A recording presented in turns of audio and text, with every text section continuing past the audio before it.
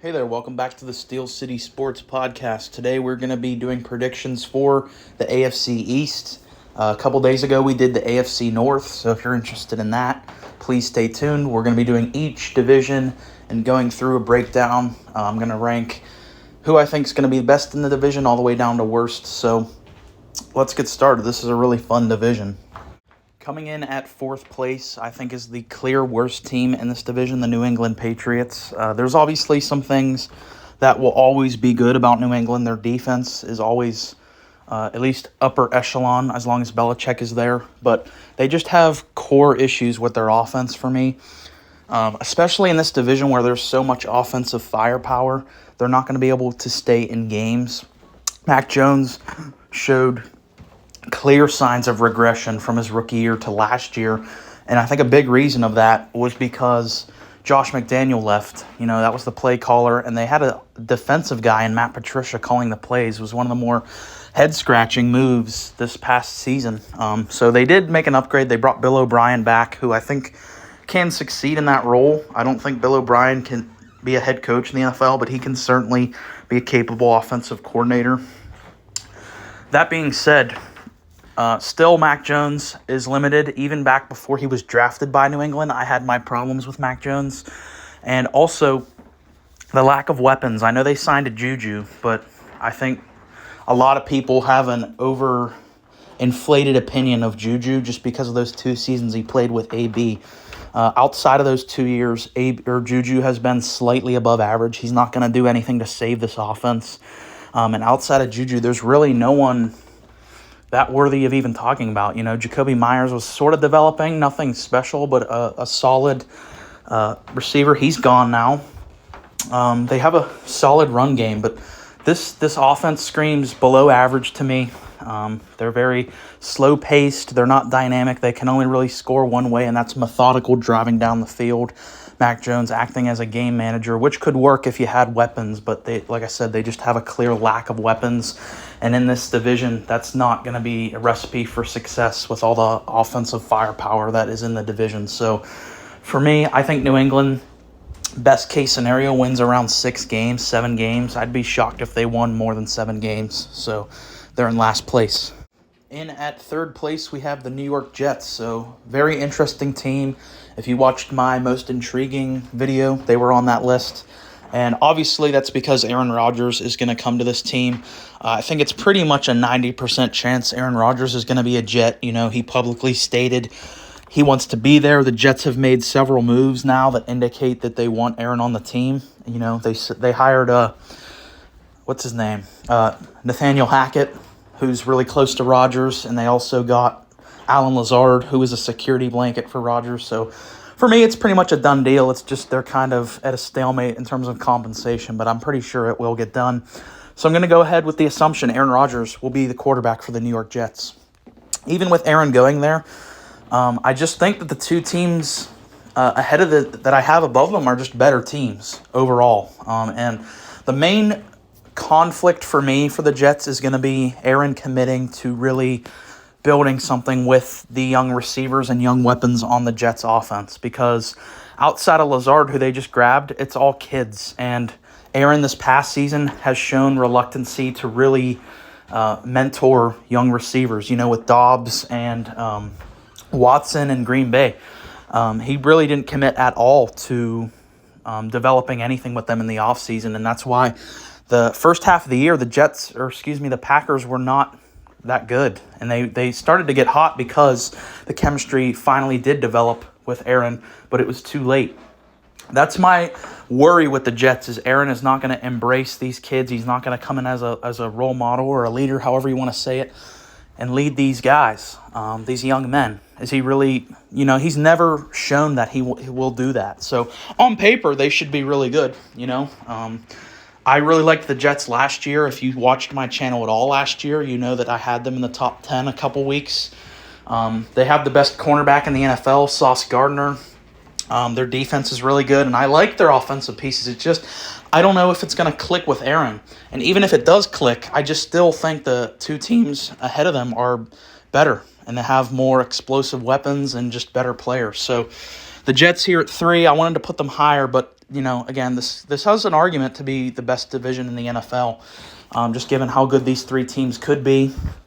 You go back, though, to last year where we thought that the AFC West was going to be like this incredible division. All teams are going to be viable, and one of them really, really disappointed, Denver. Well, there's a parallel here where the Jets could end up being this year's version of the Broncos, bringing in a brand new franchise quarterback and just disappointing. It definitely could happen. I think best case scenario, this team wins around 10, 11 games. Worst case scenario, they just don't develop chemistry and probably win like 7 or 8 games. So that's the Jets. In at number 2, we have the Miami Dolphins. And listen, part of me really, really wanted to put the Dolphins at number 1. I think there's a world that exists where they do win this division. However, there's one glaring thing for me that just I couldn't put them at 1, and that's Tua's health. Tua has shown throughout not only his NFL career, but even his career at Alabama, health is the biggest thing that's holding Tua and this team as a whole back, because last year, before he got his second concussion, they were 6-0 with Tua as the starter, and they just couldn't really sustain wins without him. And I know the playoff game was probably closer than people expected, but still they didn't really have much of a chance in that one without Tua. If Tua just has a relatively healthy year, and by that I mean like if he misses like 3 or 4 games, that would probably be, I think Dolphins fans would be okay with that. And them getting Matt Moore is definitely, that's important. Whoever the backup quarterback for the Dolphins is almost guaranteed to be playing some amount of regular season games because Tua's going to be injured. It's kind of just something at the pencil in. It's kind of AD with the Lakers. AD is going to miss time. Tua's kind of that in the NFL where he's just always hurt. When he plays, he's fantastic. Tyreek Hill was on pace to set the regular season record for yards by a receiver. Jalen Waddle, those two both had over 1,000 yards at by week 11 or something. I mean, that offense is insane. And the X factor for this team is the defense, because we all know how shiny and cool that their offense is with Mike McDaniel. But the fact that they brought in Jalen Ramsey, who I think is the second best cornerback in the NFL behind Sauce, pairing him with Xavier Howard, who's still an elite all-pro caliber cornerback, having those two guys together, along with, they just brought in Bradley Chubb last season. And also a big thing is they brought in Vic Fangio as the defensive coordinator. Vic Fangio is probably the best defensive coordinator in the NFL right now. I mean, it's hard to really gauge it. Maybe Dan Quinn, you'd say, but he has an argument as the best defensive coordinator. Having him as your DC leading the defense is an incredible get for this team, because this allows McDaniel, obviously he's the offensive guy, he's the offensive guru, just let him handle that side of the ball and let Fangio handle the defense. This team, like I said, they have the talent on paper to win this division, but for me, ultimately, it just always comes back to Tua's injury concerns. So I think best case scenario, the Dolphins will win 12 games. They probably would have won something like that last year had Tua not gotten hurt. Worst case scenario, Tua misses a bunch of time and they end up winning 8 games. So probably will be somewhere in the middle. They'll probably end up winning 10 games in reality. But that's the Dolphins. They're a really fun team. They're here at 2. And ultimately, the team I have winning this division, of course, is the Buffalo Bills. They've won this division the past 4 years in a row.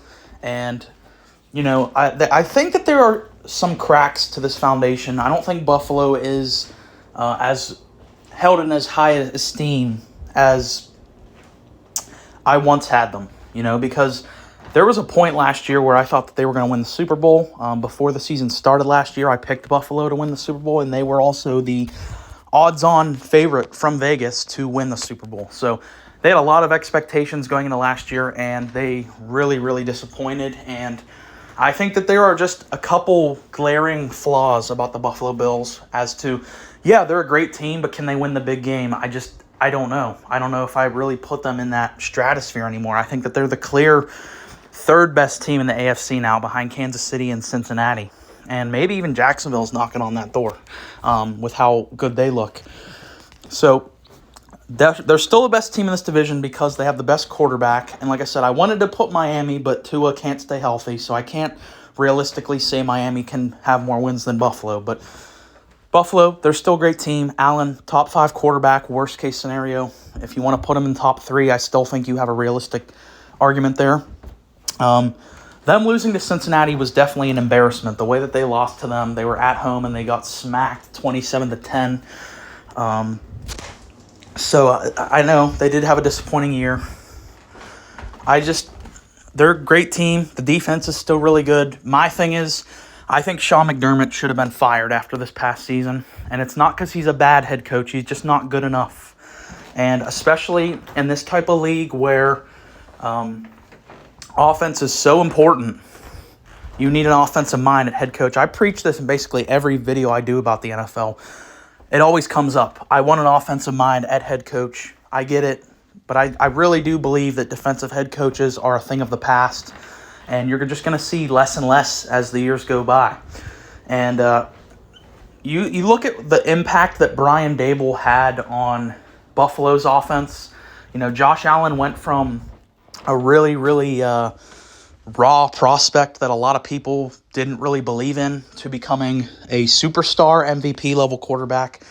And I think it's pretty clear, even Bills fans would probably admit that it's clear that Josh Allen took a bit of a step back this past year. You know, he wasn't as efficient as he once was under Daboll.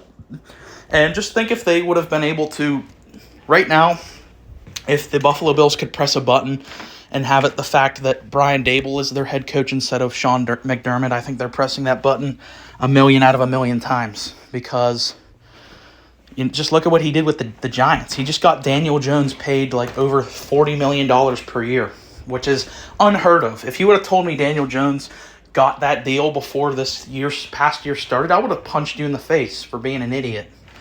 That's not the case now because of the Daboll effect. I think it's clear that his loss was felt. Buffalo, they're still a great team. I just don't have that, that fire I once had for Buffalo where I thought that they could win the big game. I'm kind of out on that. But they're still, best case scenario, probably winning 14 games just because of how great Josh Allen is. They do need to develop a run game because Allen cannot still be their leading rusher, taking all these big hits. It's not good. It happened to Cam. Cam's body wore down because he took all the big hits. And I think it could happen with Josh Allen. So they really need to develop that run game. But that's been it for the AFC East. I believe I'm going to be doing the AFC South next, either later tonight or maybe tomorrow. I'll do that video. So stay tuned for that. I appreciate everyone for listening. Please like and subscribe. Thanks for listening.